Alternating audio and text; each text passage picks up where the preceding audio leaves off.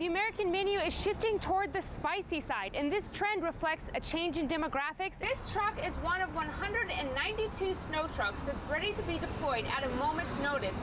That's right, Angelica. We live in a world full of screens, from TV banks to computers and smartphones. Tumbleweed expects that number to skyrocket now with the new boxes at metro stations. Take a look at how similar these two pens look. Although they might both look like they're used for writing, this one is filled with tobacco. I spoke to several people on the street to see if a bulletproof chair would make them feel more secure. Arizona Attorney General Tom Horne, along with 39 other attorney generals, signed and sent this letter to the Food and Drug Administration. While weather conditions look a lot different today than they did this past weekend. Well, I'm outside in Phoenix, and I gotta tell ya, I'm seeing some rain clouds come in. Here in the valley, we just might see some showers coming up. Live in downtown Phoenix, I'm Gretchen Parsons, Cronkite News. We're gonna go try to bust a smoke shop. This undercover video is taken during a program called Counterstrike, led by the Attorney General's office. They're fighting to keep the trendy new hookah pens and e-cigarettes out of the hands of minors. If the clerk sold to me, then I would take the package back and then I would give it to the agent and he'd put it in a little bag. Bertha was a part of that Counterstrike program to try and catch retailers. The program recruits a lot of the kids from high school. An investigator whose face could not be shown on camera believes that these electronic smoking devices are targeted toward kids. They can often go undetected by parents and teachers. They're very colorful. They're easy to almost make it look like a regular pen. So kids in school, it's not like having a pack of cigarettes that a teacher will recognize. Take a look at how similar these two pens look. Although they might both look like they're used for writing, this one is filled with tobacco and used for smoking. Bertha says her time on the task force was well worth it if she's able to help keep kids safe and hold retailers accountable. The stores see it as we're gonna get them a ticket and we're evil, but what we're really trying to do is stop minors from being able to purchase cigarettes. I think they do deserve to get busted. It's illegal and they shouldn't be doing it. And if this task force keeps doing its job, they won't. In Phoenix, Gretchen Parsons, Cronkite News. Take a walk down the aisle of your local grocery store. You'll see an entire section dedicated to Hispanic foods, and that's no surprise. Tortillas, you can make enchiladas, quesadillas, burritos. You can just eat tortillas with anything.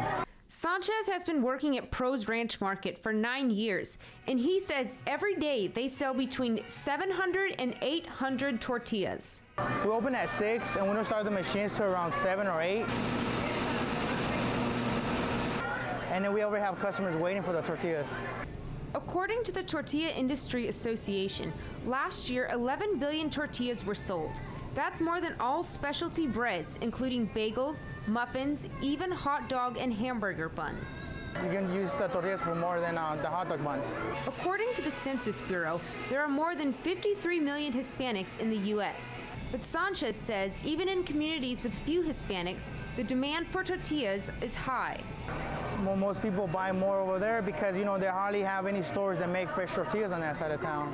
So it even sells better on that side of town. So move over, white bread, because tortillas want some shelf space. So I can tap on it to see if I can and check on it and stuff. 5-year-old Riley loves to play the cake pop game on her iPad. Her 1-year-old sister Sophia also likes to play. And they each have their own iPad to utilize and play with at home. Riley and her sister aren't alone. According to a recent study from CNN Money, the fastest growing segment of the mobile device industry isn't even potty trained. So what would a 1-year-old still in diapers want with an iPad? A 1-year-old, it's more for fun right now. She's just learning to swipe and touch and has games that show animals. It might be for fun, but early childhood experts are not convinced that young children and iPads should mix.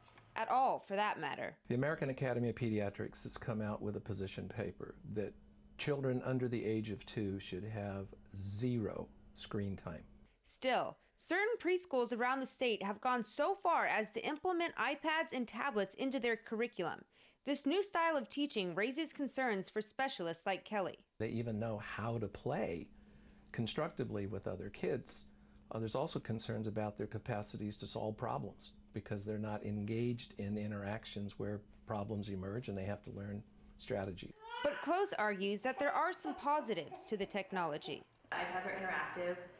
They don't really spend that much time on it where I feel like I have to put a limit on it. Despite the concerns, tablets and toddlers are here to stay, and you'll probably find them on the shelves next to Legos.